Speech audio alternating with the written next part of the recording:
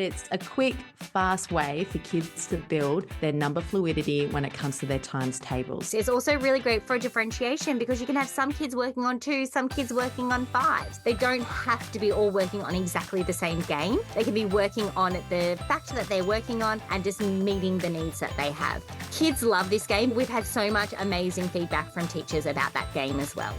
Welcome to Rainbow Skies for New Teachers, where we're all about bite-sized tips and simple strategies for bright and busy new teachers. If you're in your first few years of your career and want to make the rollercoaster ride of teaching more fun, streamlined and stress-free, you're in the right place. We're Ashley and Alicia, the dynamic duo from Rainbow Sky Creations, and we're excited to be your teacher mentors on the go. There are rainbows ahead, my friend. And together, we're unstoppable. Let's get into today's episode.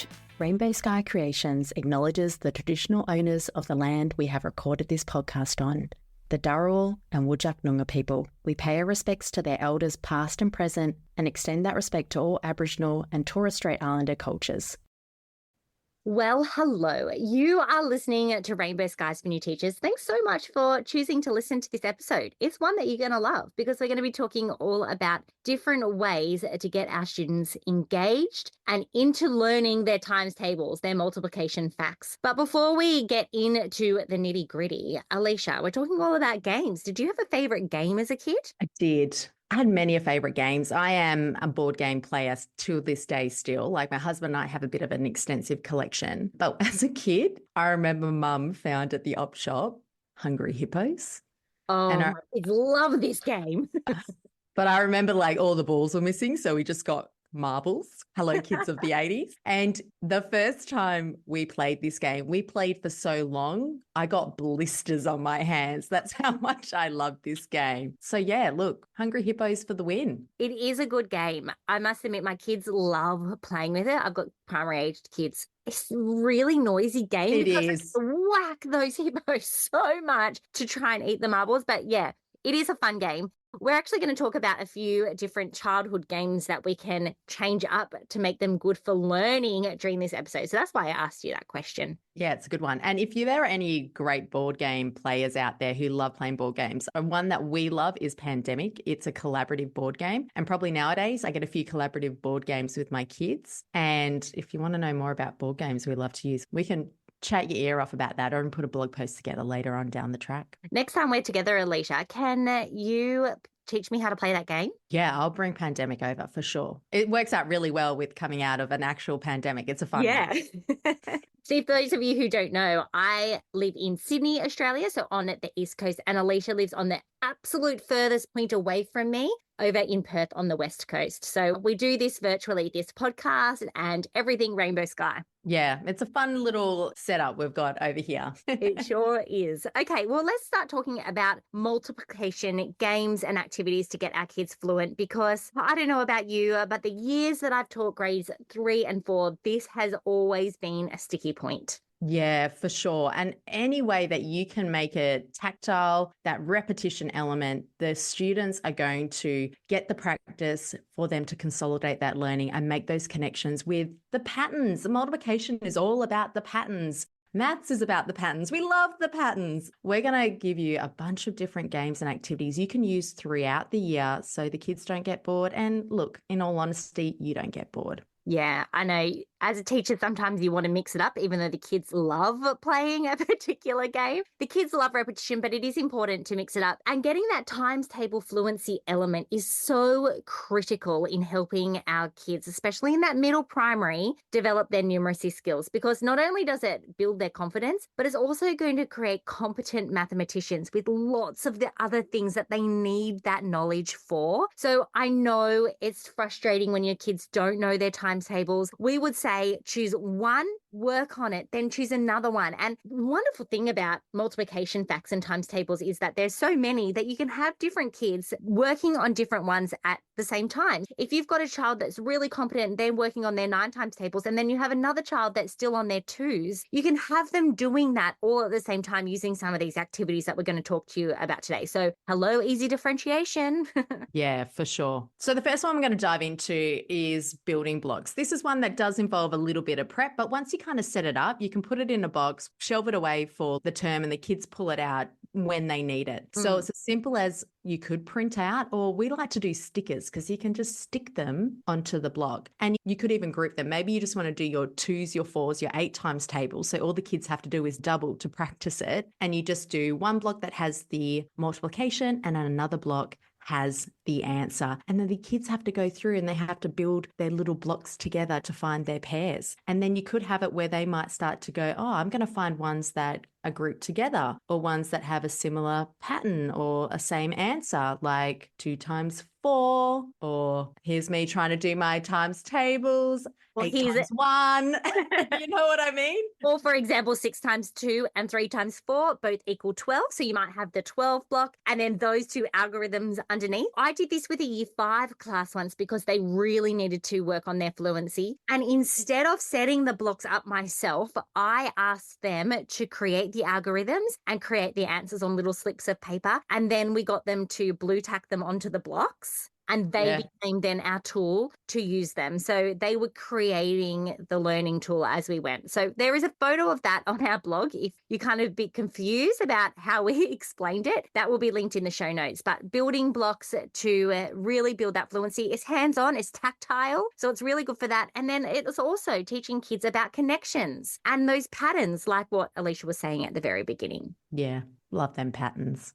You love pop sticks. Tell us how you use do. those. I love pop sticks, and it actually links in with that pattern element as well. The idea is that you get pop sticks, or paddle pop sticks as we call them here in Australia, and you write numbers on them, and the students use those to skip count. So you might have your 3s, for example. So they need to order 3, 6, 9, 12, 15, so on and so forth. Or you might have 5s, 10s. Focusing on the counting is a really good stepping stone to the times table and the algorithm. And we need to make sure that we're creating these stepping stones for our students. So not only are they counting as a tactile form of organizing the paddle pop sticks, but it is a step in the right direction for when it comes to their times tables. I used to say this, I feel like I was on repeat when I taught grades 3 and 4 at my parent-teacher interviews, and the parents would say they don't know their times tables. And I'd say to the child, do you know how to count by 4? And they'd say, yeah, 4, 8, 12. And I'd say, count that on your fingers.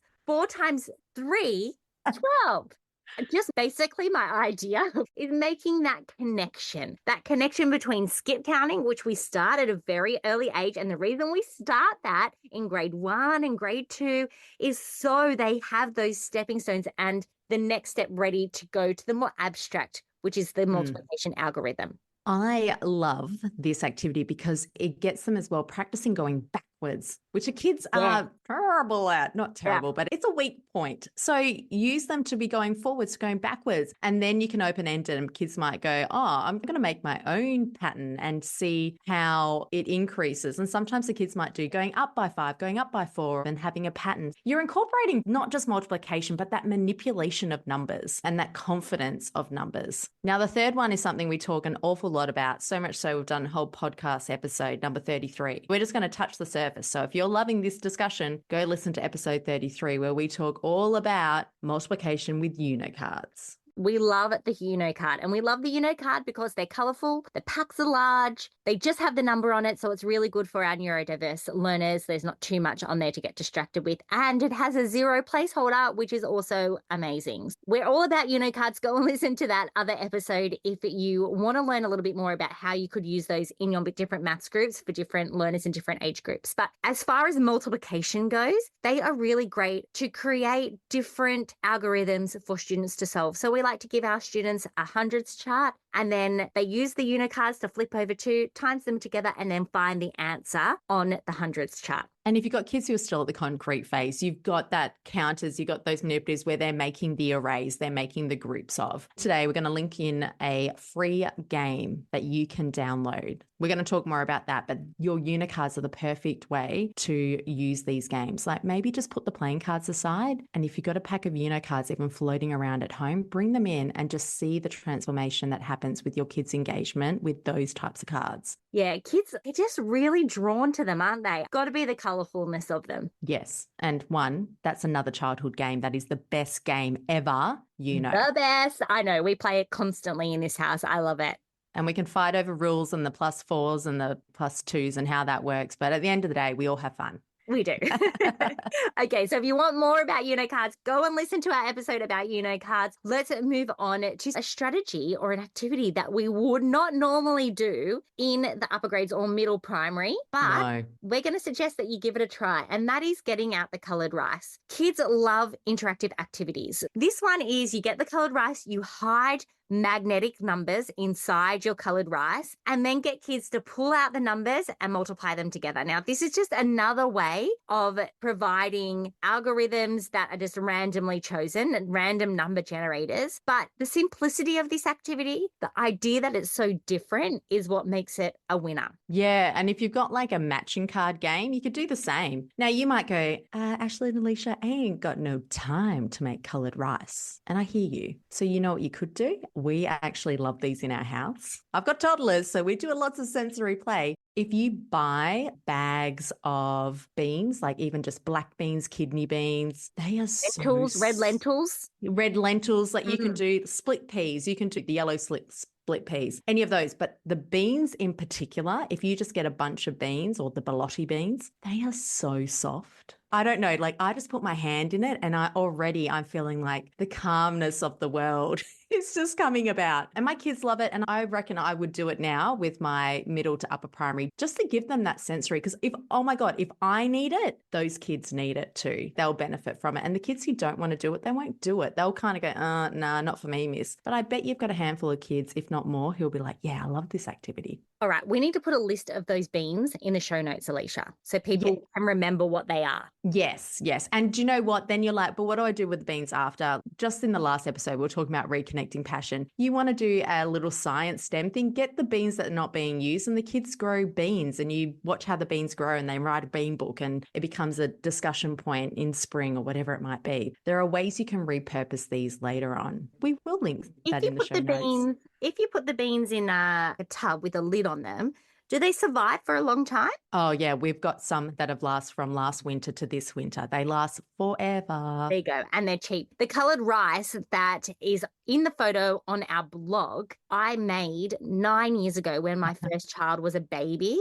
We used to do that sensory play. And it is still going today. Like it's got no mold or anything in it. I just keep it in a container with the lid on. Yeah. So once you create it, you can reuse it forever. Or once, and it wasn't very long ago, I asked the kindergarten teacher if we could borrow their magnetic letters for an activity and their coloured rice for an activity. And the kindergarten teacher was like, yeah, sure. The kids absolutely loved it. I was teaching year 3 class. They were like, this is the best lesson ever. And I think it's because it took them back to those fun hands-on tasks that you used to do in the early years. Yeah. It's like, hey, we're having lunch in the classroom or we're having lunch somewhere completely different. It's just like, whoa, this isn't what we usually do. Then number 5 is something that you probably eat every week in your house, eggs. And you can have egg cartons to make activities with. So we've got a quick little multiplication shake it game. So we just got stickers, like Ash was saying, you can get your kids to do this and do the stickers 1 through to 12. And then inside you put 2 pom-poms, 2 buttons, 2 somethings that have a bit of weight to them, and they shake it, and whatever it lands on, they have to multiply those numbers. They might have to show you in written form. They have to tell a partner. They have to draw the algorithm, write a story for that multiplication sum. You choose what the activity is, but it's just another fun way to be practicing their times tables. Or you can just put 1 pom in there and say, all right, if you're doing this one, you're doing your 5 times tables, or you're doing your 4 times tables. So they're just maybe practicing one skill if they're not yet ready to do the whole 12 times tables, all of them. Yeah, that's bringing back that differentiation piece that we were saying at the beginning. I'm just envisaging a whole class, everyone bringing in an egg card and everyone creates their game, they play their game, and then they take it home and play it with their families. Yeah, they're versatile. We're just scraping the surface. I'm sure you listening have many other ideas with egg cartons. Number 6, a favourite of Ash's. It's all about the Playdough. I love using Playdough with my kids in the classroom because I think that it's underutilized. It's a bit like that sensory piece that you were talking about a little earlier. Kids love it. It's tactile. It's a really great way to create arrays. We used to say create arrays by getting, the little cutouts of the Play-Doh and then lining them up so the kids can manipulate them. But you know what I saw recently, which I love even more, is rolling out like a pancake and then getting your finger and pressing in the array that way too. Creating arrays and exploring arrays is a really great step towards multiplication fluency. Yeah, that's the eco-friendly popper version. Yes. Play-Doh and pop your finger in. Give Yeah. it a go. We And make our Play-Doh. You can buy it, but we do have a fabulous recipe. So if you want that, send us a DM. We both have Thermomixes. We love our Thermomixes. If you have a Thermomix and you want the recipe for our Play-Doh, send us a DM because we would be happy to share it. or if you don't, I've got a recipe that works as well. Okay, if you don't, also send us a DM and we'll send you that recipe too. Another fun one is one that Ash created back in the day, many moons ago. Ask Me badges. Tell us about those. Yeah, so basically the kids choose a multiplication fact they want to work on. And I used to always do this with grade 4, 8 times 8, because they never knew what 8 times 8 was. They wear their little badge on a lanyard or they wear it on their collar and it says, ask me to answer 8 times 8. So every time they come across an adult in their life, the adult says, hey, what's 8 times 8? And they're just practicing it. It's just that repetition. It is. And it's for them to take a little bit of ownership and go, oh, this is what I think I need to work on. So give those a go. They're a fun one. We got a little link where you can go get a free copy for yourself. Yeah. Okay, so number 8 is about using one of those games that we spoke about and making it into a game that your kids are going to love. Now, it's the Gone Fishing game. Have you ever played that, Alicia? Yes. It's the Kmart version is called Gone Fishing. I don't know what the proper version's called. I think I've got it at home because my brother in America bought it for us. It doesn't matter. Search Gone Fishing. You'll find it. What we do is you put a little sticker on the bottom, which is a times table. The kids have to fish out the fish, turn it over and answer the question. Now, if they can answer the question and get it correct, then they keep the fish. If they can't, they have to put the fish back. You could even get them to cross the answer out on a 100 chart or something like that if they're playing on their own. But if they're playing with a partner, they just need to keep each other accountable by answering the questions. It is such a fun game. Every time we share it on Instagram, teachers go wild for it. And right now you're already thinking how you can use that for other lessons. So don't just stop at multiplication facts. No, there's so many different ways you can use it. If you're an Aussie teacher, the Gone Fishing game is really cheap at Kmart. So that's where you need to go and get it. Yes. Now, our next one is for your visual, your creative learners is multiplication flowers. Now, this is one where you get the kids to draw it. It's as simple as them choosing a times table to practice. So they might go, I'm going to practice my 3s. Where the pollen would be, the circle, you're going to put 3. And then around it, they're going to draw 12 petals. And you guessed it, they're going to number them 1 through to 12. And then they're going to create bigger petals or as creative as they want it. This little picture I'm looking at, they got like little triangular petals. And then they're going to write the answer. So 3 times 1 is 3, 3 times 2 is 6. And they're just drawing and writing that down.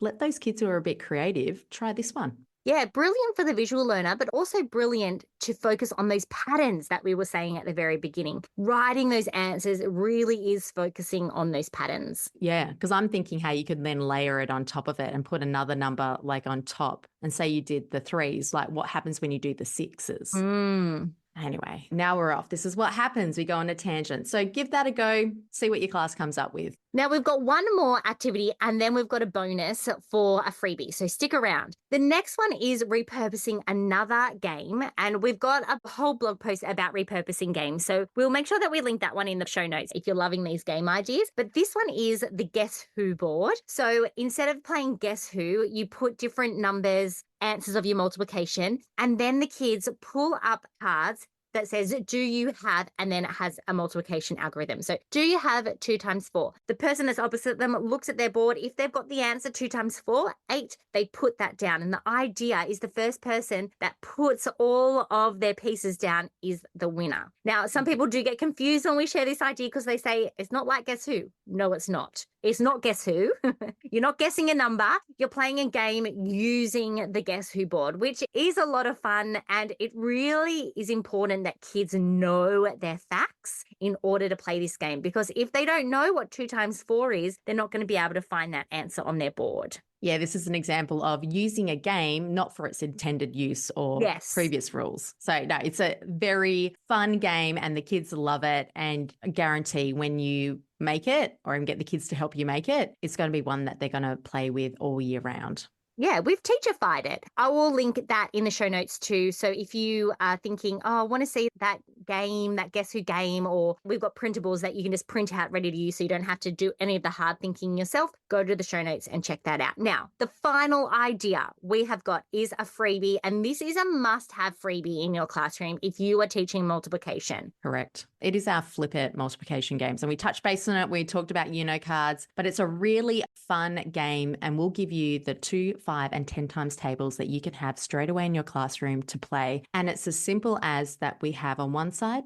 the number 2, and then the other side is a space for them to flip their cards, and they flip it and they go 2 times 5, 2 times 6. And then around the outside is they've got the answers. So they're aiming to get as many of the answers as they can. And you can have the winner set in different ways, whatever your class prefers. Like some kids might play it one way, some kids play it another. But it's a quick, fast way for kids to build their number fluidity when it comes to their times tables. So we've got that special free game for you. Find it in the show notes. We will make sure that is linked in the show notes. It's also really great for differentiation because you can have some kids working on 2s, some kids working on 5s. They don't have to be all working on exactly the same game. They can be working on the fact that they're working on and just meeting the needs that they have. Kids love this game. We've had so much amazing feedback from teachers about that game as well. So make sure you grab that one. It is a freebie and it's a must-have in your classroom. So if you have loved this episode, if you have found any of these activities helpful, share this with a friend, a teacher friend who also loves to make maths a bit fun and a bit different. And if you really are loving it, we would love a review because that helps us get out to the wider global teaching community and help make learning really fun, enjoyable, and at the end of the day, save you time and energy. Totally, because that's our mission at Rainbow Sky. We want to help you, so please do that. Okay, we are going to be back here next week, same time, same place. Until then, there are rainbows ahead, my friend. And together, we're unstoppable.